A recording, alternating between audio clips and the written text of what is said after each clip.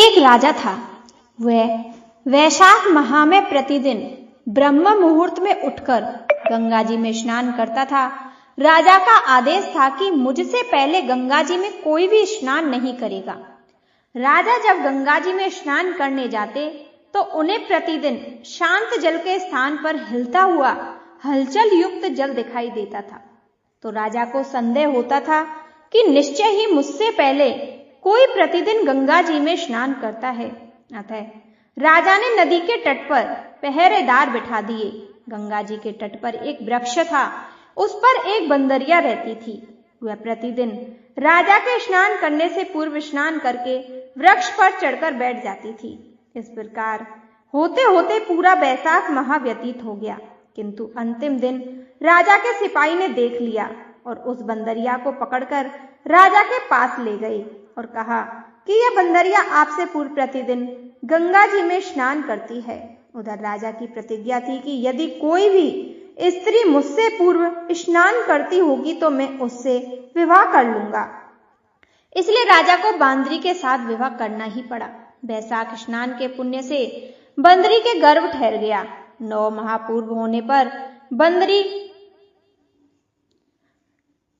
ने राजा से पूछा, शिशु जन्म के समय मुझे क्या करना चाहिए? तब राजा ने महल में एक घंटी लगवा दी और बंदरी से कहा, जब तुम्हें दर्द हो तो उसे बजा देना, मैं संपूर्ण प्रबंध कर दूंगा। राजा की अन्य रानियां भी थी, उनकी कोई संतान नहीं थी।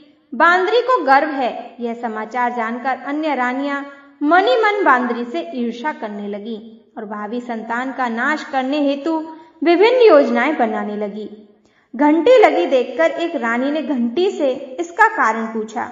बंदर ने संपूर्ण वृतांत बता दिया। रानी ने बहकाया कि एक बार घंटी बजाकर तो देख लें कि राजा आते हैं या नहीं। बंदरी ने घंटी बजाई तो राजा दौड़े दौड़े महल में आए और घंटी बजाने का कारण पूछा। इस पर बंदरी ने उत्तर दिया कि मैंने तो रानियों के कहने पर घंटी बजाई थी। तब रानियों ने राजा से कहा, यह तो पशु और ना जाने कितनी बार घंटी बजाएगी। इस प्रकार कहकर उन्होंने घंटी को हटवा दिया। कुछ दिनों बाद बंदरी के शिशु जन्म का समय आया तो उन्होंने अन्य रानियों से पूछा कि मैं क्या करूं? तब रानी ने कहा, तुम आंखों पर पट्टी बांधकर सो जाओ। बंदरी के वैशाख माह के स्नान के पुण्य प्रताप के रूप में एक सुंदर पुत्र हुआ। शिशु के जन्म होते ही उसके रोने से पूर्व ही रानियों ने उसे एक टोकरी में रखकर दासी को दे दिया और आदेश दिया कि इसे नदी में बहाकर आओ और उस शिशु के स्थान पर एक पत्थर रख दिया। राजा को भी कहलवा दिया कि बंदरी ने एक पत्थर को जन्म दिया है। राजा ने सुना तो उन्होंने भी संतोष कर लिया कि जब दूसरी रानी के संतान नहीं है तो ये तो एक बंदरी है, इसके क्या संतान होगी। उधर दासी ने उस सुंदर शिशु को नदी में न बहाकर कुमार के घर में रख दिया। दूसरे दिन कुमार कुमारिन घर में आए तो वहां पर एक सुंदर शिशु को रोते हुए देखा। कुमार कुमारिन के कोई संतान नहीं थी। उन्होंने उस शिशु को अपने लिए भेजी गई भगवान की भेंट माना और बड़े प्रेम से शिशु का पालन पोषण करने लगे।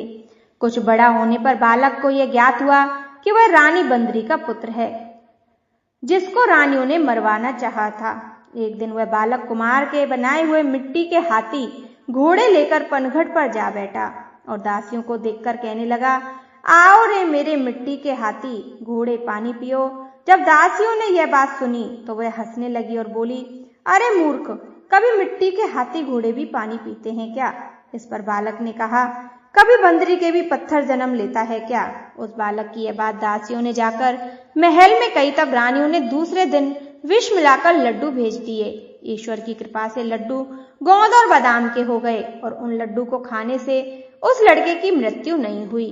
यह समाचार दासी ने रानी को कहा और रानी ने कहा, राजा से कहकर कुमार को देश निकाला दिलवा दो।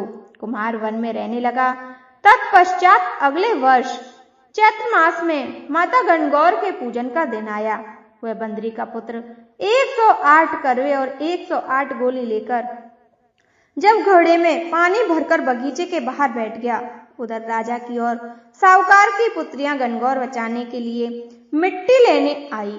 तब बगीचे में खेलने और झूलने लगी। इस कारण कुछ समय बाद उन्हें प्यास लगी तब उन्होंने उस बंदरी के पुत्र से जल पिलाने के लिए कहा। तो उस बालक ने उत्तर दिया, मेरे पास एक गोली है, उसे खाते जाओ और मेरी चारों ओर फेरे लगाती जाओ, तब मैं तुम्हें जल पिलाऊंगा। इस पर पहले तो कन्याओं ने मना किया,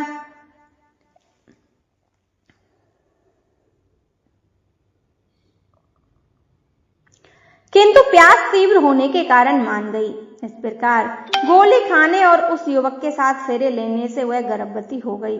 बाद में जब उनके माता पिता को यह ज्ञात हुआ तो वह सभी कुमार के पास आए और संपूर्ण वृतांत सुनाया।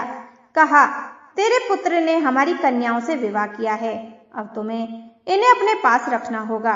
तब कुमार ने निर्धन होने के कारण असमर्थता व्यक्त की। दो कन्याओं के माता पिता ने बहुत सारा धन देकर अपनी कन्याओं को कुमार के घर विदा किया और कुमार के घर 108 बहुएं आ गईं।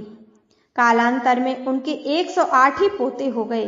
कुमार ने समस्त नगरी को भोजन हेतु निमंत्रण किया और राजा को भी बुलावा दिया। राजा के यहाँ से रानी बंदरी के अतिरिक्त सब भोजन हेतु पधारे। तब राजकुमार राजा की आज्ञा लेकर बांदरी को लेने रथ पालकी लेकर गया और लाकर सभा में सबसे ऊंचे स्वर्ण आसन पर बिठाया। राजकुमार ने अपनी सभी पत्नियों को समझा दिया था कि बंदरी मुझे जन्म देने वाली माता है।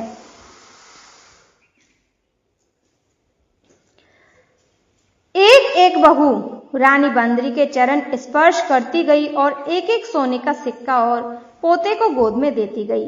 तब राजा और अन्य रानियों ने यह सब देखा तो कुमार के पुत्र से इसका कारण पूछा। रानियों को संदेह होने लगा, यह अवश्य ही बांदरी का पुत्र है। इसलिए रानी और रूठकर राजा को कहने लगी कि कुमार के पुत्र ने हमारा अपमान किया है और बांदरी का सम्मान किया, अतः हम लौटकर जा रही हैं। इधर राजा को पुत्र के जन्म का संपूर्ण रहस्य ज्ञात हो गया, इसलिए उन्होंने रानियों को देश निकाला दे दिया और सभी पुत्र वधु एवं पुत्रों को लेकर महल में आया और राजकुमार का राज तिलक हुआ। कुमार कुमारिन और राजकुमार ने महल में रहने के लिए निवेदन किया, किंतु वह नहीं माने। तब राजा ने उन्हें ढेर सारा धन दिया। वैशाख स्नान का इतना महत्व है, सबको वैशाख स्नान करना चाहिए। बांदरी ने वैशाख स्नान किया तो उन्हें राजा का राज्य, पुत्र, बहुएं आदि प्राप्त हुए। ईश्वर जैसे बांदरी को पुण्य मिला, इस प्रकार हमें भी देना। बोलो जय श्री हरि विष्णु।